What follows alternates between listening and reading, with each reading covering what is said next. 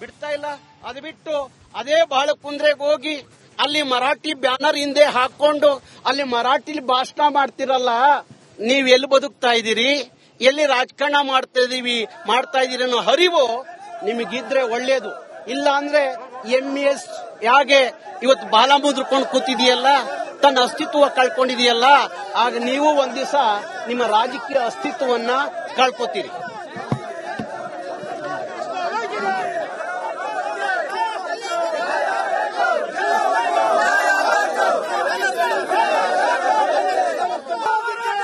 ದೃಶ್ಯದಲ್ಲಿ ಗಮನಿಸ್ತಾ ಇದ್ದೀರಿ, ಬೆಳಗಾವಿಯ ಚೆನ್ನಮ್ಮ ವೃತ್ತದಿಂದ ಪ್ರಾರಂಭವಾದ ಈ ಪ್ರತಿಭಟನಾ ರ್ಯಾಲಿ ಮೆರವಣಿಗೆ ಇದೀಗ ಬೆಳಗಾವಿಯ ಮುಖ್ಯ ರಸ್ತೆಗಳಲ್ಲಿ ಸಾಗ್ತಾ ಇದೆ. ಒಂದ್ ಕಡೆಯಲ್ಲಿ ಪೊಲೀಸ್ ಬಿಗಿ ಬಂದೋಬಸ್ತ್ನ ಜೊತೆಯಲ್ಲೇ ಪ್ರತಿಭಟನಾ ರ್ಯಾಲಿಯನ್ನ ಕೂಡ ನಡೆಸಲಾಗ್ತಾ ಇರೋದು. ಕನ್ನಡಿಗರ ಆಕ್ರೋಶ ಅದನ್ನ ಮನಗಂಡಂತೆ ಇವತ್ತು ಬೆಳಗ್ಗೆನೆ ಈ ಪ್ರತಿಭಟನೆ ಪ್ರಾರಂಭ ಆಗಲಿಕ್ಕೆ ಕೆಲವೇ ಕ್ಷಣಗಳ ಮುಂಚೆನೆ ಕಂಡಕ್ಟರ್ ವಿರುದ್ಧ ದಾಖಲಾಗಿದ್ದ ಪೋಕ್ಸೋ ಕೇಸ್ ಕೂಡ ಹಿಂಪಡೆಯಲಾಗಿದೆ. ಆದ್ರೆ ಇಲ್ಲಿ ಕನ್ನಡಿಗರು ಹಾಗೆ ಕನ್ನಡ ಪರ ಸಂಘಟನೆಗಳು ಆಗ್ರಹಿಸ್ತಾ ಇರೋದು ಕೇವಲ ಒಂದು ಕೇಸನ್ನ ವಾಪಸ್ ಪಡೆಯೋ ವಿಚಾರಕ್ಕಲ್ಲ, ನಿರಂತರವಾಗಿ ಬೆಳಗಾವಿ ಭಾಗದಲ್ಲಿ, ವಿಶೇಷವಾಗಿ ಮಹಾರಾಷ್ಟ್ರ ಕರ್ನಾಟಕ ಗಡಿ ಭಾಗದಲ್ಲಿ ಅದಕ್ಕೆ ಹೊಂದಿಕೊಂಡಿರುವ ಪ್ರದೇಶದಲ್ಲಿ ಕನ್ನಡಿಗರ ಮೇಲೆ ಮರಾಠಿ ಪುಂಡರಿಂದ ಆಗ್ತಾ ಇರುವ ದೌರ್ಜನ್ಯ, ಪದೇ ಪದೇ ಕಾಲ್ ಕೆರೆದು ಜಗಳಕ್ಕೆ ಬರ್ತಾ ಇರೋದು, ಹಾಗೆ ಮರಾಠಿ ಮಾತಾಡಲಿಕ್ಕೆ ಕನ್ನಡಿಗರ ಮೇಲೆ ಒತ್ತಡವನ್ನ ತರ್ತಾ ಇರೋದು, ಕನ್ನಡಿಗರ ಮೇಲೆ ಹಲ್ಲೆ ಮಾಡುವುದು, ಇಂತಹ ಪುಂಡಾಟಗಳಿಗೆ ಶಾಶ್ವತವಾದ ಬ್ರೇಕ್ ಬೀಳಬೇಕು ಅಂತ ಆಗ್ರಹಿಸಿ ಇವತ್ತು ಕನ್ನಡ ಪರ ಸಂಘಟನೆಗಳು ಅಕ್ಷರಶಃ ಬೀದಿಗಿಳಿದು ಪ್ರತಿಭಟನೆಯನ್ನ ನಡೆಸ್ತಾ ಇವೆ. ಒಂದು ಕಡೆಯಲ್ಲಿ ಕರವೇ ನಾರಾಯಣಗೌಡರ ಬಣ, ಮತ್ತೊಂದು ಕಡೆಯಲ್ಲಿ ಕರವೇ ಪ್ರವೀಣ್ ಶೆಟ್ಟರ ಬಣ, ಎರಡೂ ಬಣಗಳಿಂದಲೂ ಕೂಡ ಇವತ್ತು ಬೆಳಗಾವಿಯಲ್ಲಿ ಪ್ರತಿಭಟನೆಯನ್ನ ನಡೆಸಲಾಗ್ತಾ ಇದೆ. ವಿಶೇಷವಾಗಿ ಬೆಳಗಾವಿ ಭಾಗದ ರಾಜಕಾರಣಿಗಳು, ಜನಪ್ರತಿನಿಧಿಗಳು ರಿಪಬ್ಲಿಕ್ ಕನ್ನಡದಲ್ಲೂ ಕೂಡ ನೇರವಾಗಿ ಪ್ರಶ್ನೆ ಕೇಳಲಾಗ್ತಾ ಇದೆ. ನಿಮ್ಮ ನಿಲುವೇನು ಅನ್ನೋದ್ರ ಬಗ್ಗೆ ಸ್ಪಷ್ಟಪಡಿಸಬೇಕು, ಕನ್ನಡಿಗರ ಪರವ ಅಥವಾ ಮರಾಠಿ ಓಟ ಹೆಚ್ಚ ಅಂತ.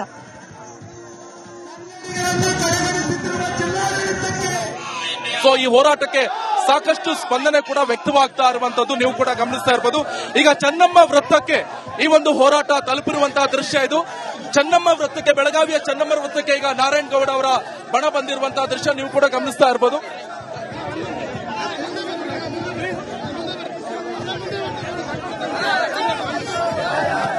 ನಿಜವಾಗ್ಲೂ ನಾರಾಯಣಗೌಡ ಅವರಿಗೆ ಹ್ಯಾಟ್ಸ್ ಆಫ್ ಹೇಳಲೇಬೇಕು. ಕನ್ನಡ ನೆಲ ಜಲ ಭಾಷೆ ವಿಚಾರ ಬಂದಾಗ ನಾರಾಯಣಗೌಡ ಅವರ ಸ್ಪಂದಿಸುವಂತಹ ರೀತಿ ನಿಜಕ್ಕೂ ಕೂಡ ಮೆಚ್ಚುವಂತದ್ದು. ಯಾಕಂತ ಹೇಳಿದ್ರೆ ಕಂಡಕ್ಟರ್ಗೆ ಆದಂತ ಅವಮಾನ ಇರ್ಬೋದು, ಹಲ್ಲೆ ಇರ್ಬೋದು. ನಾನು ಅವ್ರಿಗೆ ಸರ್ ನಿಜವಾಗ್ಲೂ ನಿಮಗೆ ಹೃತ್ಪೂರ್ವಕ ಅಭಿನಂದನೆಗಳು. ರಿಪಬ್ಲಿಕ್ ಕನ್ನಡ ವೀಕ್ಷಕರು ಇರ್ಬೋದು, ಸಮಸ್ತ ಕರ್ನಾಟಕದ ಕನ್ನಡಿಗರಿಗೆ. ಯಾಕಂದ್ರೆ ಆ ವ್ಯಕ್ತಿಗೆ ಆದಂತ ಅನ್ಯಾಯ ಇರಬಹುದು, ಪೋಕ್ಸೋ ಕಾಯ್ದೆ ವಾಪಸ್ ಬರೋಕೆ ಮೂಲಭೂತ ಕಾರಣ ನಿಮ್ಮಂತ ರಕ್ಷಣಾ ವೇದಿಕೆಯ ಒಂದು ಪ್ರತಿಭಟನೆ ಇರ್ಬೋದು, ಮತ್ತೊಂದು ಬಿಸಿ ಕಾವು. ಸರ್ ಏನ್ ಹೇಳ್ತೀರಾ, ಇಷ್ಟೇನೇ ಹಾಗಾದ್ರೆ ಕನ್ನಡಿಗರಿರೋದು? ನೋಡಿ,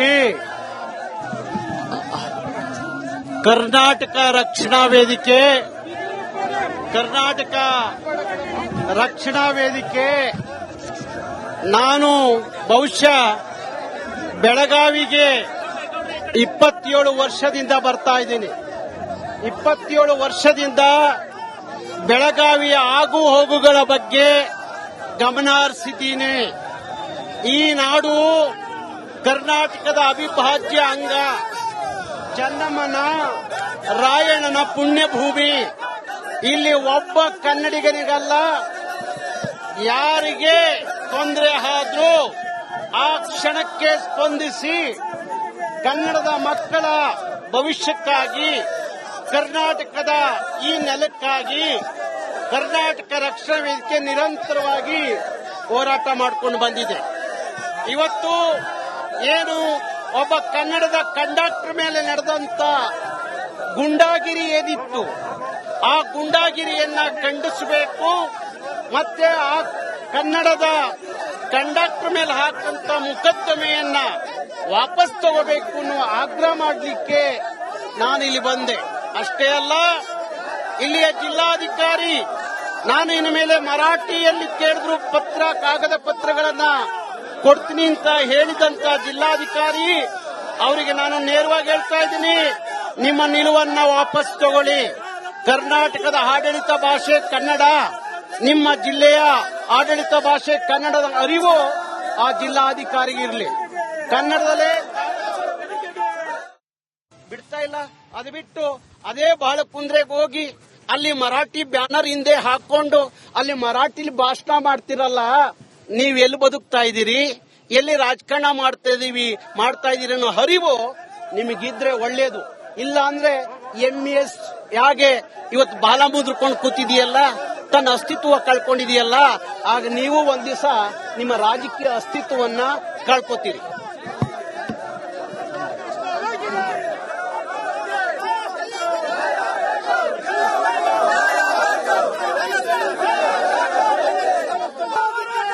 ದೃಶ್ಯದಲ್ಲಿ ಗಮನಿಸ್ತಾ ಇದ್ದೀರಿ, ಬೆಳಗಾವಿಯ ಚೆನ್ನಮ್ಮ ವೃತ್ತದಿಂದ ಪ್ರಾರಂಭವಾದ ಈ ಪ್ರತಿಭಟನಾ ರ್ಯಾಲಿ ಮೆರವಣಿಗೆ ಇದೀಗ ಬೆಳಗಾವಿಯ ಮುಖ್ಯ ರಸ್ತೆಗಳಲ್ಲಿ ಸಾಗ್ತಾ ಇದೆ. ಒಂದ್ ಕಡೆಯಲ್ಲಿ ಪೊಲೀಸ್ ಬಿಗಿ ಬಂದೋಬಸ್ತ್ನ ಜೊತೆಯಲ್ಲೇ ಪ್ರತಿಭಟನಾ ರ್ಯಾಲಿಯನ್ನ ಕೂಡ ನಡೆಸಲಾಗ್ತಾ ಇರುವುದು. ಕನ್ನಡಿಗರ ಆಕ್ರೋಶ ಅದನ್ನ ಮನಗಂಡಂತೆ ಇವತ್ತು ಬೆಳಗ್ಗೆನೆ ಈ ಪ್ರತಿಭಟನೆ ಪ್ರಾರಂಭ ಆಗಲಿಕ್ಕೆ ಕೆಲವೇ ಕ್ಷಣಗಳ ಮುಂಚೆನೆ ಕಂಡಕ್ಟರ್ ವಿರುದ್ಧ ದಾಖಲಾಗಿದ್ದ ಪೋಕ್ಸೋ ಕೇಸ್ ಕೂಡ ಹಿಂಪಡೆಯಲಾಗಿದೆ. ಆದ್ರೆ ಇಲ್ಲಿ ಕನ್ನಡಿಗರು ಹಾಗೆ ಕನ್ನಡಪರ ಸಂಘಟನೆಗಳು ಆಗ್ರಹಿಸ್ತಾ ಇರೋದು ಕೇವಲ ಒಂದು ಕೇಸನ್ನ ವಾಪಸ್ ಪಡೆಯೋ ವಿಚಾರಕ್ಕಲ್ಲ, ನಿರಂತರವಾಗಿ ಬೆಳಗಾವಿ ಭಾಗದಲ್ಲಿ, ವಿಶೇಷವಾಗಿ ಮಹಾರಾಷ್ಟ್ರ ಕರ್ನಾಟಕ ಗಡಿ ಭಾಗದಲ್ಲಿ ಅದಕ್ಕೆ ಹೊಂದಿಕೊಂಡಿರುವ ಪ್ರದೇಶದಲ್ಲಿ ಕನ್ನಡಿಗರ ಮೇಲೆ ಮರಾಠಿ ಪುಂಡರಿಂದ ಆಗ್ತಾ ಇರುವ ದೌರ್ಜನ್ಯ, ಪದೇ ಪದೇ ಕಾಲ್ ಕೆರೆದು ಜಗಳಕ್ಕೆ ಬರ್ತಾ ಇರೋದು, ಹಾಗೆ ಮರಾಠಿ ಮಾತಾಡಲಿಕ್ಕೆ ಕನ್ನಡಿಗರ ಮೇಲೆ ಒತ್ತಡವನ್ನ ತರ್ತಾ ಇರೋದು, ಕನ್ನಡಿಗರ ಮೇಲೆ ಹಲ್ಲೆ ಮಾಡುವುದು, ಇಂತಹ ಪುಂಡಾಟಗಳಿಗೆ ಶಾಶ್ವತವಾದ ಬ್ರೇಕ್ ಬೀಳಬೇಕು ಅಂತ ಆಗ್ರಹಿಸಿ ಇವತ್ತು ಕನ್ನಡ ಪರ ಸಂಘಟನೆಗಳು ಅಕ್ಷರಶಃ ಬೀದಿಗಿಳಿದು ಪ್ರತಿಭಟನೆಯನ್ನ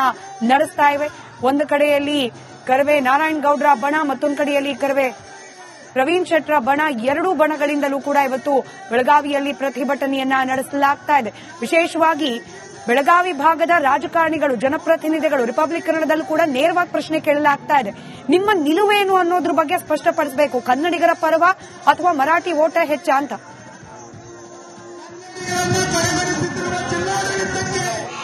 ಸೊ ಈ ಹೋರಾಟಕ್ಕೆ ಸಾಕಷ್ಟು ಸ್ಪಂದನೆ ಕೂಡ ವ್ಯಕ್ತವಾಗ್ತಾ ಇರುವಂತದ್ದು ನೀವು ಕೂಡ ಗಮನಿಸ್ತಾ ಇರಬಹುದು.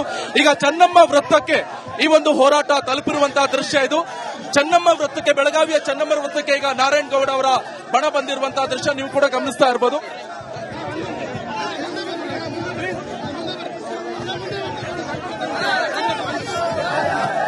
ನಿಜವಾಗ್ಲೂ ನಾರಾಯಣ್ ಗೌಡ ಅವರಿಗೆ ಹ್ಯಾಟ್ಸ್ ಆಫ್ ಹೇಳಲೇಬೇಕು. ಕನ್ನಡ ನೆಲ ಜಲ ಭಾಷೆ ವಿಚಾರ ಬಂದಾಗ ನಾರಾಯಣ್ ಗೌಡ ಅವರು ಸ್ಪಂದಿಸುವಂತಹ ರೀತಿ ನಿಜಕ್ಕೂ ಕೂಡ ಮೆಚ್ಚುವಂತದ್ದು. ಯಾಕಂತ ಹೇಳಿದ್ರೆ ಕಂಡಕ್ಟರ್ಗೆ ಆದಂತ ಅವಮಾನ ಇರ್ಬೋದು, ಹಲ್ಲೆ ಇರ್ಬೋದು, ನಾನು ಅವ್ರನ್ನ ಸರ್ ನಿಜವಾಗ್ಲೂ ನಿಮಗೆ ಹೃತ್ಪೂರ್ವಕ ಅಭಿನಂದನೆಗಳು. ರಿಪಬ್ಲಿಕ್ ಕನ್ನಡ ವೀಕ್ಷಕರು ಇರ್ಬೋದು, ಸಮಸ್ತ ಕರ್ನಾಟಕದ ಕನ್ನಡಿಗರಿಗೆ. ಯಾಕಂದ್ರೆ ಆ ವ್ಯಕ್ತಿಗೆ ಆದಂತ ಅನ್ಯಾಯ ಇರಬಹುದು, ಪೋಕ್ಸೋ ಕಾಯ್ದೆ ವಾಪಸ್ ತರೋಕೆ ಮೂಲಭೂತ ಕಾರಣ ನಿಮ್ಮಂತ ರಕ್ಷಣಾ ವೇದಿಕೆಯ ಒಂದು ಪ್ರತಿಭಟನೆ ಇರ್ಬೋದು, ಮತ್ತೊಂದು ಬಿಸಿಕಾವು. ಸರ್ ಏನ್ ಹೇಳ್ತೀರಾ, ಇಷ್ಟೇನೇ ಹಾಗಾದ್ರೆ ಕನ್ನಡಿಗರಿರೋದು? ನೋಡಿ, ಕರ್ನಾಟಕ ರಕ್ಷಣಾ ವೇದಿಕೆ ನಾನು ಬಹುಶಃ ಬೆಳಗಾವಿಗೆ 27 ವರ್ಷದಿಂದ ಬರ್ತಾ ಇದ್ದೀನಿ. 27 ವರ್ಷದಿಂದ ಬೆಳಗಾವಿಯ ಆಗು ಹೋಗುಗಳ ಬಗ್ಗೆ ಗಮನ ಹರಿಸಿದ್ದೀನಿ.